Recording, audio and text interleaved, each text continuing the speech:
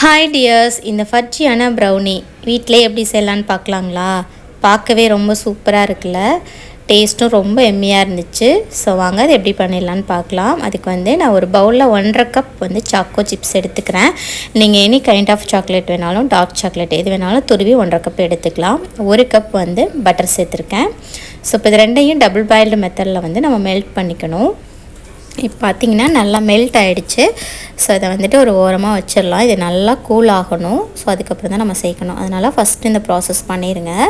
இப்போ நல்லா ஆறிட்டுருக்கு. நான் இன்னொரு பவுலில் 2 முட்டை சேர்த்துக்கிறேன். நீங்கள் முட்டை கொஞ்சம் சின்னதாக இருந்தால் 3 முட்டை சேர்த்துக்கோங்க. இப்போ ப்ரௌன் சுகரும் ஒயிட் சுகரும் சேர்த்து நான் 3/4 கப் எடுத்துக்கிறேன். ஸோ நீங்கள் ஏதாவது ஒரு சுகர் கூட நீங்கள் சேர்த்துக்கலாம். இப்போ 1 ஸ்பூன் வெனிலா எசன்ஸு. இப்போ ரெண்டையும் நல்லா மிக்ஸ் பண்ணிக்கிறேன். நல்லா அந்த சர்க்கரை முட்டையோட கரையணும். ஸோ அந்தளவுக்கு நம்ம மிக்ஸ் பண்ணிட்டால் போதும்.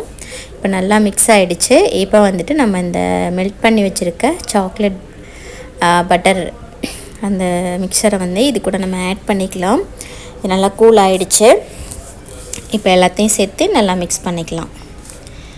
அவ்வளோதான். இப்போ நம்ம மைதா சேர்த்துக்கலாம். மைதா நான் 1 கப் சேர்த்துக்கிறேன். ஒரு பிஞ்ச் ஆஃப் சால்ட்டு சேர்த்துக்கிறோம். அதுக்கப்புறம் ஒரு 3 ஸ்பூன் அளவுக்கு நான் கொக்கோ பவுடர் சேர்த்துக்கிறேன். இதுக்கு பேக்கிங் சோடா, பேக்கிங் பவுடர் எதுவும் தேவைப்படாது. ஸோ இப்போ எல்லாத்தையும் நல்லா ஒரு தடவை சலிச்சிட்டு நான் சேர்த்துக்கிறேன். நல்லா இப்போ கட் அண்ட் ஃபோல்டு மெத்தடில் ஜென்டலாக மிக்ஸ் பண்ணிக்கணும். இப்போ நம்ம பேனில் மிக்ஸ் பண்ணதை ஊற்றிட்டு நம்ம பேக் பண்ணிக்கலாம். ஏற்கனவே ஓடிஜி 180 டிகிரி செல்சியஸில் 10 மினிட்ஸ் நான் ப்ரீஹீட் பண்ணி வச்சுருக்கேன்.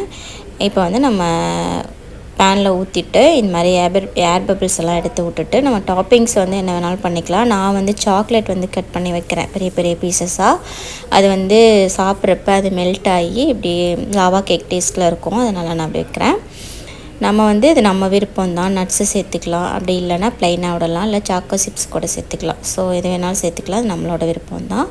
ஸோ இப்போ நம்ம பேக் பண்ணி எடுத்துக்கலாம். ஒரு 45 மினிட்ஸ் பேக் பண்ணி எடுத்துடணும். இப்போ நல்லா பேக் ஆகிடுச்சு, நல்லா ஆறிடுச்சு. அதுக்கப்புறம் தான் கட் பண்ணணும். இப்போ அந்த சாக்லேட் வச்சோம் இல்லையா, அது நல்லா மெல்ட் ஆகி சூப்பராக இருக்குது பார்க்குறதுக்கே. ஸோ நீங்களும் ட்ரை பண்ணுங்கள். நம்ம சேனலை ஃபஸ்ட் டைம் பார்க்குறீங்கன்னா சப்ஸ்கிரைப் பண்ணிக்கோங்க. தேங்க்ஸ் ஃபார் வாட்சிங்.